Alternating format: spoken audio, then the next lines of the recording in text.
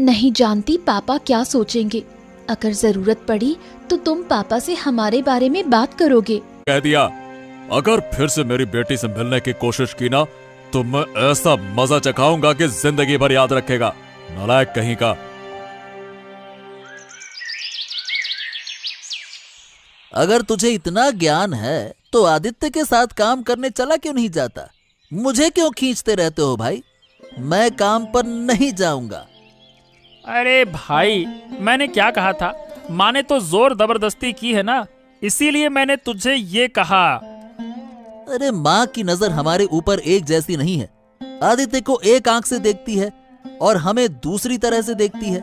माँ की बातों को ज्यादा ध्यान मत दिया करो, समझे? अरे तो और मैं क्या करूं?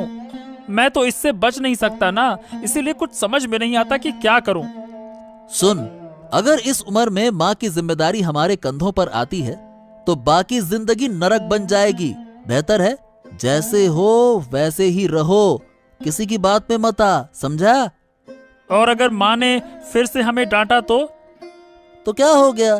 फिर एक कान से सुन और दूसरे कान से निकाल दे, बस बात खत्म। ठीक है भाई, तुम जो कहोगे मैं वही करूंगा। ठीक है। हाँ है राखी, काम तो बाद में करना था, यहाँ आओ। हाँ बताइए बाबू, क्या कह रहे हैं? क्या जरूरत है? मुझे तुम्हें कुछ बताना है, इसलिए ध्यान से मेरी बात को सुनना। हाँ बाबू बताइए, क्या हुआ? असल में मैं उस बूढ़ी के बेटे आदित्य के बारे में जानना चाहता। वो लड़का कैसा है? वो पूरा दिन घूमता रहता है, कोई काम नहीं करता, बिल्कुल बदमाश लड़का है।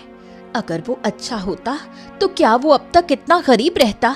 बूढ़ी को अपने बेटे की कोई परवाह नहीं है, कोई काम धाम नहीं करता।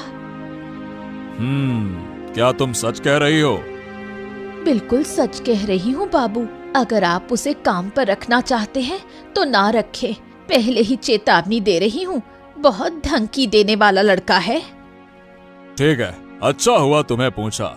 चलो जाओ, अब तुम अपने काम में लग जाओ, जाओ।